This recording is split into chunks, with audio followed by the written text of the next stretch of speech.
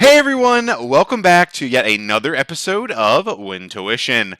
I'm your boy CJ, also known as Papa Siege on Discord and Moxfield, and today I'm bringing you a spicy cEDH deck tech featuring a new commander out of the Duskmourn House of Horrors set.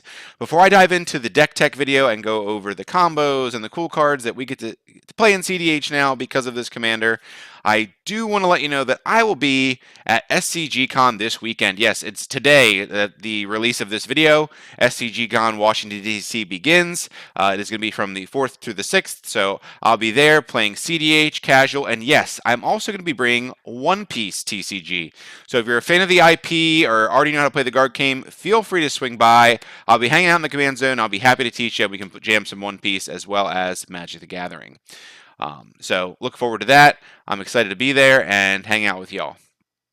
Now I just want to take this time to thank the sponsor of the channel, TOA Magic, or TOA as they're known. They're the purple booth at Magic Cons and SCG Cons across the US. TOA, thank you for your support. We really appreciate you. And one thing to note about TOA is they actually do event order pickups, and they are now taking orders for event order pickups for Las Vegas Magic Con. So if you need something for your deck to be able to play in one of the events there, feel free to go to TOA.com and use our affiliate code WINTUition to save some money while supporting the channel, and then pick up your order at MagicCon Las Vegas if you're going to be there. So really cool perk there that they do. I'll be picking up an order this weekend from them, and good cards come from TOA. They have over 77,000 SKUs on their website, so I'm sure they're going to have something you're looking for. And if you're not in the market for singles or sealed, that's okay. A simple like and subscribe really does go a long way in supporting this channel. So feel free to drop a like, subscribe, and even a share, because no matter how you support us, we really appreciate you. And now, the moment you've all been waiting for, the deck tech with me. So we are going to be piercing some veils. I named this Piercing the cEDH Veil with a Long Stick because we are running Aminatou Veil Piercer. Now, this is a really spicy commander out of Duskmourn because of the text on this bad boy, or bad girl, if you will. So at the beginning of your upkeep, let's rewind. So she is a 4-cost commander, 1 blue, 1 generic, a white, a blue, and a black. She has legendary creature, human wizard, and at the beginning of your upkeep, surveil 2, which is surveil is a nice thing that we can fill up our graveyard if we wish to, or filter what's on the top of our deck, which is really handy with her second ability, which is each enchantment card in your hand has miracle. The cost is equal to its mana value reduced by 4. So that's a huge cost reduction we're going to be getting from our commander. So we can really capitalize on playing some heavy enchantments in cEDH, which is something we really haven't been able to do before. And if you caught my little description right here, Sanguine Bond and Exquisite Blood are actually viable in cEDH? I don't know. We're going to find out. I will say, just a disclaimer, this is a very rough draft. I did take some time in brewing this. And, you're going to play the fun stuff in cEDH as well as the more powerful cards as well. But it's a fun brew, and I think you're going to like it. Now, I will say I would love to get feedback on this list in the comments below after I go through everything. And let me know if I've missed anything or feel like there's something that should be auto-included in this list. Or if I'm just crazy and, Sanguine Bond and Exquisite Blood will never be a part of cEDH. So let's dive in. We're on 17 creatures, which is a lot, but one thing that's really nice is we are on enchantment creatures as well. So again, that still counts as an enchantment because it has that dual card type. So we get to play some heavy hitters. So a couple of them are going to be Demon of Fate's Design, keeping in mind that it's only going to really cost us 2 mana if we're able to get this off with our commander's ability for its miracle cost. For 2 black, we'll get a 6/6 flying trample, and once during each of our turns, we may cast an enchantment spell by paying life equal to its mana cost rather than paying its mana cost. So being able to cheat some stuff out, and it does have a cool little ability as well. You get to pay 2 in black and then sacrifice another enchantment, and then this gets buffed X+0. Until the end of turn, X is the sacrificed enchantment's mana value. So if you got to go for lethal for some reason on someone because they ad naused and they're going to win next turn, feel free to hit them with lethal with this card. But a pretty strong card. We do have some higher top-end enchantments, and being able to only take a little bit of chunk out of our life to be able to get, double the value is a pretty good Um, what's the word I'm looking for?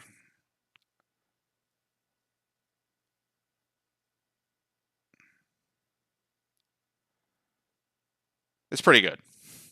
Next, we're on Doomwake Giant. Again, only going to really cost us one black pip if we are going to be able to get this off the top with our commander out. It has Constellation. Whenever Doomwake Giant or another enchantment enters the battlefield, creatures your opponent control get -1/-1. So that's actually a very strong effect. Kind of put it into perspective. We have our commander out. We have maybe an enchantment or something like that in our hand. Low cost, like a Mystic Remora. We hit this off the top for its miracle cost, paying one black.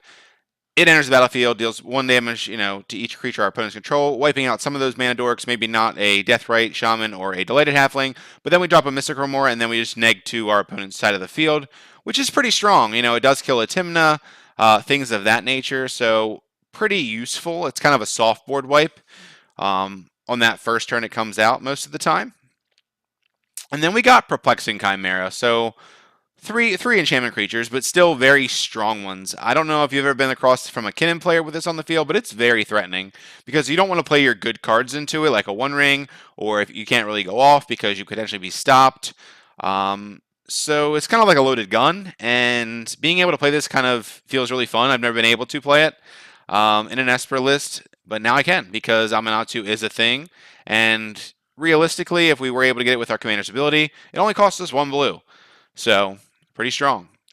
Then we're running just another staple for enchantment decks, which is going to be Academy Rector. Getting her ability where it says, whenever Academy Rector is put into a graveyard from play, you may remove Academy Rector from the game. If you do, search your library for an enchantment card and put that card into play. So we, again, run a lot of top-end enchantments, being able to cheat them out into play. Very strong card, right? Very strong ability.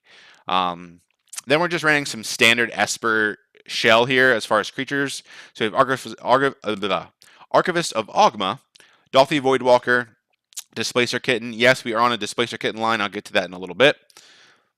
Draenith Magistrate, Esper Sentinel, Oppo, which is part of a win condition also.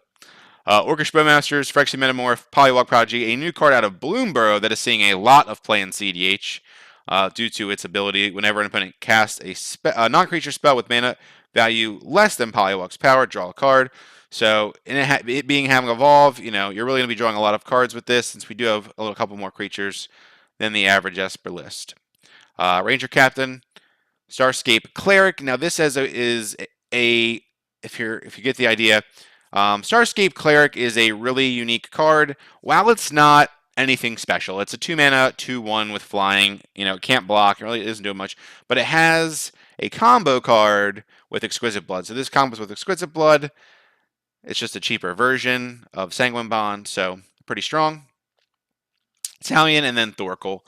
We're in the Esper Shell. We got to run Thorkel as another win condition. Moving on to sorceries here. We're only on 5. As an Esper player playing Tivit, I love Meme Betrayal, or Mnemonic Betrayal, or Meme Bat. I also like Time Twister and Windfall. But my thing is we're not really on a graveyard strategy. We do have the ability to surveil, but we can't cast any cards out of our yard with those cards. So we're kind of focused on, the main, restricting our opponents, really getting into the mid to late game with this deck and just, finishing off the game. So we're on Beseech the Mirror. 4 cost. This is pretty strong for us because, we can potentially sacrifice our Academy Rector to the bargain trigger on this, and then get an enchantment, and then get another enchantment if we wanted to that is 4 or less, so like a Ristic. You'll see some other enchantments that we run that are pretty useful for our deck, or even like Italian, an Oppo, just some useful things that we can get from our deck. Even though we are on some high cost enchantments, we can almost cast, I would say, 85% of our deck to 90% with this card. So very strong. Demonic Tutor, Doomsday. Yes, this is a Doomsday deck, but not how you'd imagine. And more details to come. Imperial Seal, again, being able to put a card on top before our draw on our upkeep, or on our, Imperial Seal being one of those cards that we can cast while our commander's out, set up our draw for next turn to get the max amount for that miracle cost reduction. Super good. Toxic Deluge, a nice board wipe staple in cEDH. And we got our instants. So, again, pretty lackluster. Am I missing any sorceries? Let me know in the comments.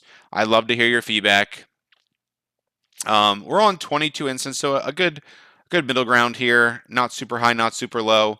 I'm just going to go over the counter package first. So we got Fierce Guardianship, Flusterstorm, Force of Negation, Force of Will, Mental Misstep, Mana Drain. Again, being able to net some more mana in a deck where we're playing some high cost enchantments, pretty useful. Mindbreak Trap, Pact of Negation, and then Muddle the Mixture. Being able to get a Tainted Pack, a Thoracle when we need it, or something else that we, useful from our deck, very strong. And then Swan Song. So again, straight counter blue package, nothing fancy or right to home to mom about. Then we have some little more bursts of mana with Cabal Writ and Dark Writ, staple cards of the format. Demonic Consultation. We have Thoracle. We need this in our deck to have the other half of the combo. Enlightened Tutor, Vampiric Tutor, allowing us to put enchantments on the top of our deck again to maximize our commander's cost reduction and utilize that miracle ability for our enchantments. Then we have some spot removal, Chain of Vapor, one of those kind of like can get people, cannot, can help us in some cases protect things. Lindell's Vault, another great card for top deck manipulation, being able to set up our next 5 draws, super sweet. Then we just have some standard cards like Silence, Tainted Pact, Slaughter Pact, again another piece of removal. It has a dual purpose in our deck as well, and you'll find out in just a little bit when we go over our enchantment package. Intervention Pact, Spicy Include. I don't know if I want to keep it in the list, but I'll let you know why it's in the list once we get to the enchantments. And you may see it when we get there, right off the bat. And then again, Brainstorm. Again, more top deck manipulation. This deck lives off of top deck manipulation. So I wanted to include it in the list. Again, sometimes we get stuck with those big enchantments in our hand that we want to put back on top, set up our draws, whatnot. Whoa, we scrolled down way too much. My mouse is a little sensitive. Whoa, we're all over the place. I promise I am not intoxicated. This mouse might be, though. Artifacts. We're on 16. We are on more of a Staxier build. So we have Cursed Totem and Grafdigger's Cage as 2 artifact stacks pieces. Again, we are on a lot of top deck manipulation, as I've said. So we are on the Scroll Rack Sensei's top as well. So Muddle the Mixture being able to get a Scroll Rack if we really need it. Worst case, if we really have a ton of enchantments stuck in our hand. Then we're on just, your standard artifact package for cEDH, Arcane Signet, Chrome Mox, Grim Monolith, Lotus Petal, Mana Vault, Mox Diamond, Mox Opal, Soul Ring. We're on both Talisman of Dominance and Progress. And then, of course, your One Ring, Auto Include, and Wishclaw Talisman. So pretty standard artifact package in Esper. So nothing, not much to say there. Nothing, no notable includes really with that. Now, on to the spice. Enchantments. We're only on 13. Now, that may not seem like a lot, but there are some heavy hitters in this list. And again, maybe we need to be on more. If you technically count the 3 enchantment creatures, that puts us at 16. 4 away from being a fifth of the deck. But nevertheless, I think that we could potentially run some more, but I really didn't want to sacrifice the, instant package because we really want to, again, get to that mid to late game, protect ourselves, keep us in the game long enough to where we can really combo out and win. So we're on Counterbalance is one of us, a nice stack piece, one of my favorite cards in the game. Love this card, love the art. Then we got Kismet. So I may cut this for Blind Obedience because it is 2 less mana. So it's a little less mana intensive, but it also has lands come into play tapped, which can really slow the game down a lot if this lands. So I might add both in just for redundancy, or keep this in and then add Blind Obedience for redundancy, but I'm not too sure yet. Again, rough draft. Let me know in the comments what your thoughts are about that. Then we have your good old Mystic and Ristic study. We got Smothering Tithe and Trouble in Pairs. Key staples in Esper, blue, white, cEDH decks. Then we're getting on to the real specific cards for the deck. So, really useful cards like Treachery. It's a very strong card in and of itself. So it's almost like a soft ritual, right? Because if we get this with a Miracle, we're able to only have to pay 2 mana into this to take a threat off our opponent's side of the field. Could be a Obnixilis, just for example. He's pretty beefy, he's got 5 counters on him, whatever.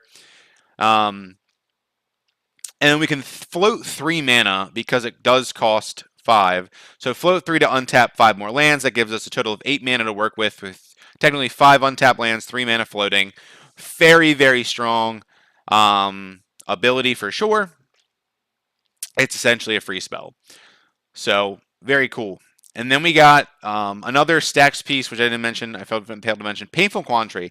I think this card is very strong, and I think it belongs in this deck because of the cost reduction and the effect that it has. Because it really does put your opponent's, under a loaded gun. It really reminds me of Rurik Thar, where if you cast a non-creature spell, you take a chunk of damage to the face. So in the similar vein, whenever an opponent, so it's just our opponent, so it's one-sided, which is really nice, casts a spell. Any spell, artifact, creature, instant sorcery, whatever, that player either loses 5 life unless they discard a card. So, giving our opponents disadvantage or they take 5 life. In Commander, 5 life may not seem like a lot, but if you do the math, that's only 8. If let's say they're at full 40 health, 8 spells kills them. So pretty crazy. Now, granted, yes, they can discard a card to negate that 5 life loss or loss of 5 life, but still very strong effect because it's going to put a wrench in their plans for sure. Then we have Penance. Very cool card that I came across when deep diving into this list. So for 2 and a white, it is an enchantment. Choose a card from your hand and put that card on the top of your library. That's what our deck wants to do. And it gets the added bonus of preventing all damage from a black or red source. So if we have a Dargo coming at us with, for lethal or an Obnixilis, we can go boom, prevent the damage, we're safe. Feels very strong as well. Just a really great card for this deck. Again, auto include, I think, in any Aminatou deck. Then we have... You guessed it, Sanguine Bond and Exquisite Blood. It is an infinite combo. It's pretty strong. Again, with our commander's ability, it does allow this combo to be only 3 mana. So, very strong. And then we have one with the Multiverse. It is an 8 cost. This is our top, our most expensive card in the deck. I will say this is a win condition with Displacer Kitten and Sensei's Divining Top. So being able to have Displacer Kitten out, this enchantment on the field, you cast top from the top, then using the Displacer Kitten trigger to flicker one with the Multiverse to reset it, and then drawing a card with top, then being able to cast it and just draw your deck, and then get into a Thoracle with this line. So pretty fun, different way to win with enchantments, along the same vein though as other Kitten lines.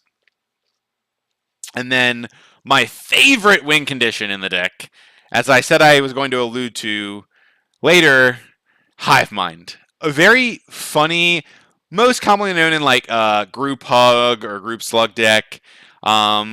This can really throw a wrench in your opponent's plans as well. No one wants to give their opponents a Vampiric Tutor or a Demonic Tutor unless they have an opposition agent out in the field, don't get me wrong. But very, very strong. Now, paired with 2 other cards, we get to do something very fun, very strong, and very silly. So with Hive Mind out, now grant you, if the ideal, I'm going to give you the ideal scenario. Draw this for its miracle cost, pay a blue and a color, a generic. Boom, it's on the field, Hive Mind's out. Then we go and cast Opposition Agent. Just a random Opposition Agent. Super good card. Your opponents, if they were to search their libraries, you get to take over the search and get the card they tutor for. Then pair it with Doomsday. So now we get 15, because once we cast Doomsday for ourselves, we get to then have each of our opponents copy it forcefully. They can't be like, oh, I don't want to cast that spell. Have Oppo out. They exile their library except for 5 cards that they choose, which we then get. So they have no library. We get the 5 best cards that they wanted, which for a total of 15 cards. And then plus we have our 5 cards on top. It's pretty crazy. Because then we just pass and then they lose on upkeep because of the draw effect. So pretty fun, pretty spicy way to win in cEDH. Is this fun? Like, who would have ever thought like this would be a potentially viable way to win in cEDH? I think this gives like I'm going on the record for this. This commander, Aminatou, Veil Piercer, gives enchantments some legs for the cEDH format. Am I saying it's the best? No, not at all. But it is a fun way to, put enchantments on the map in the cEDH, meta, tier 2, 3, 3, whatever. But if you like enchantments, like this is going to be a fun deck I think you will enjoy. And really, like, you can do a lot of different things. Like, we could have went for a Reanimator strategy and utilized Reanimator enchantment effects like Necromancy, Animate Dead, and then throw in Master of Keys and did like a whole Reanimator build because we have the surveyability with our commander as well. So, there's a lot you can do. Again, this is just a rough draft of what this deck could be or could look like in the meta. This is, again, an unrefined list, but a cool, fun list nonetheless that has some legs. So moving on to our lands, I kind of want to go up to 26 or 27. I'm on 26 right now. Very standard package here. We're running our dual lands, we're running our shocks, we're running Gemstone Cavern, all of the 5-color tap lands, Ancient Tomb for some ramp, Emergent Stone if we want to go instant speed for whatever reason, and then Urza Saga, being able to fetch up our top early game to start, manipulating the top of our library. Ooh, wait, real quick. Rewind real quick. Another thing with Hive Mind that we can do, which is also a funny way to win, is stack cards like Intervention Pact, Slaughter Pact, and Pact of Negation. Let's say if we had 2 of the 3, and we know a couple of our opponents aren't on those colors. They're kind of screwed because they can't make if they can't make those colors, they can't pay and they lose the game, which is also just a funny thing to do. But anyway, back to the lands.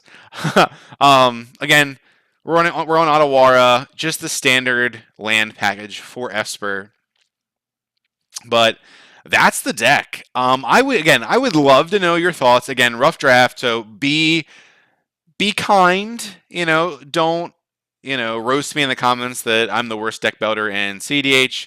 But this is a pretty spicy brew. I think again, it's gonna be. I think you might see it. I think it may not this version, but a version of this commander, or maybe even Master of Keys, another very strong commander in and of itself, being able to escape enchantments from the yard. So yeah, but that's the deck. And if you like this video and want to see more, feel free to check out our page. We have a ton more content, cEDH gameplay, a few more deck techs, and much more content to come. But that's going to do it for today's episode. I'm your boy CJ, aka Papa Siege. We're Wintuition. I'll catch you later.